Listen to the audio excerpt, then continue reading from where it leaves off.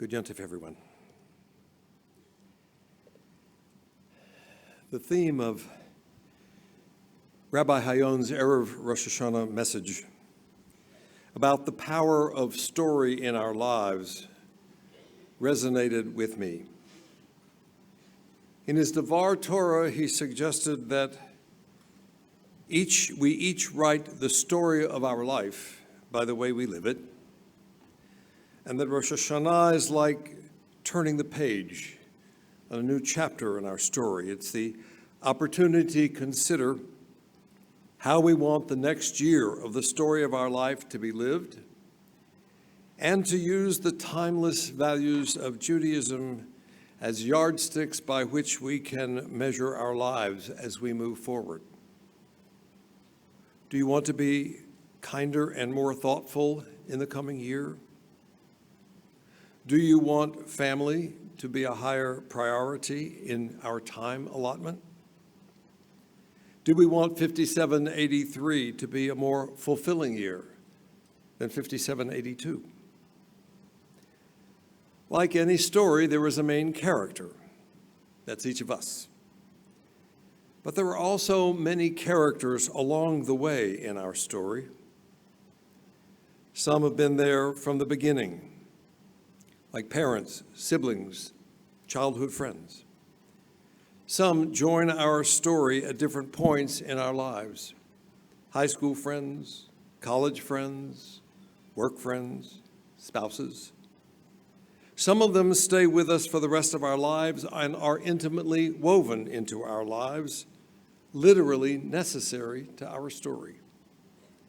Time and distance can separate us from some of the characters for long periods of time, and when we reconnect, it's as though time and space don't exist. We pick up where we left off, while others drop off along the way as our paths veer off in different directions. As long as the characters in our story are alive, we can not only enjoy the relationships, we can continue writing our stories together. But once a character dies, once a person can no longer be part of the story of our future, we rely on God's blessing of memory so that they can still continue to be part of our lives, though they are gone. And like our memories of them, our love for each other doesn't die. And here's the best part. Even gone, they continue to inform our lives and shape our character and mold our very essence. We are here at Yizkor to remember them, to recall how, as we write the 5783 chapter in our lives, they can help us rise to be the best of ourselves. A couple of personal stories. Several years ago, I shared in a Yizkor sermon an event in my brother's life worth retelling because there's a follow-up. He was out hunting with some friends. Don't ask me where the hunting gene came from. And when they finished, the other men in the group decided they should go do something that my brother declined. "Come on, Harold," they said. "What's the deal? Let's go." "No, I'm not doing that," Harold said. "Oh, come on, let's go." "No, I'm not doing that. My mother would kill me." He was 53 years old. "What do you care what your mother would think?" To which he responded, "I will always care what my mother would think." Our mother was alive when that occurrence happened. She's gone now. The follow-up? I repeated that story to him last month when I called him on the occasion of his 83rd birthday, and his immediate response was, "It's 30 years since that happened, and I still care what my mother would think." Every time I hold the door for someone, every time I say please and thank you, Every time I do an unpleasant but necessary task today instead of putting it off to tomorrow. Every time I bring a bottle of wine to someone's home when invited to dinner.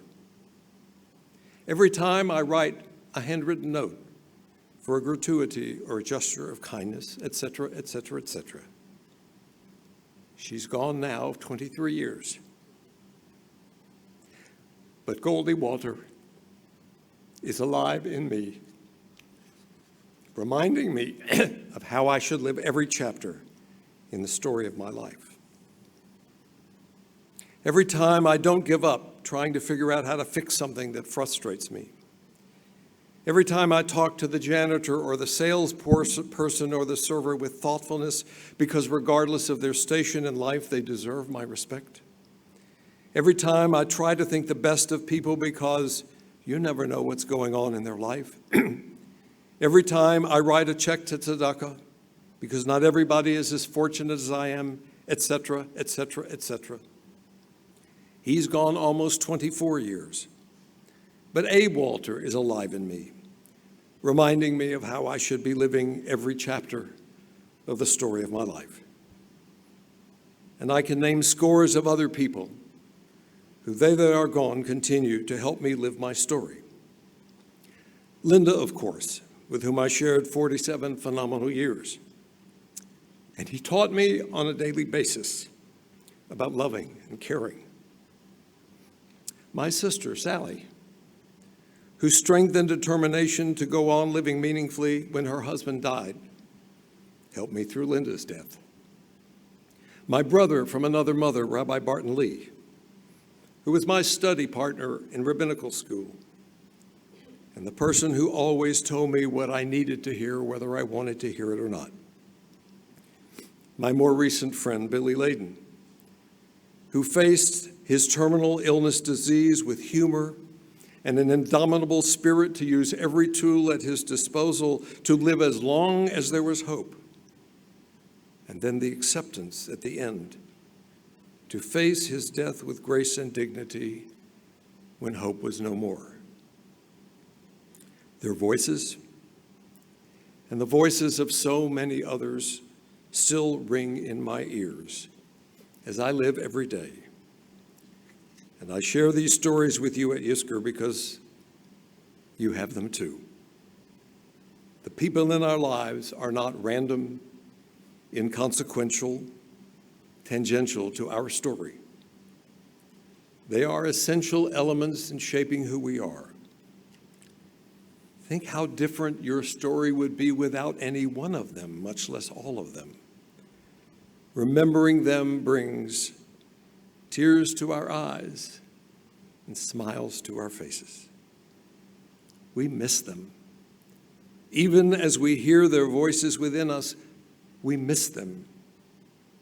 Even as they continue to shape our lives, we miss them. And we dare to hope. We dare to hope that when our time comes and we are no longer here, we will continue to be part of the story of the peoples whose lives we are now a part of. To hope that we will continue to help them write their story as our deceased loved ones help us to write ours. To hope that as we recall that we are better people for those whom we are here to remember, they will be able to recall that they are better people because of us. L'Shana Tova, everybody. May the next chapter of your story be filled with sweet memories of your deceased loved ones, and may you live each and every day in a way that makes you, them, and those who are still writing their stories proud of you. Amen.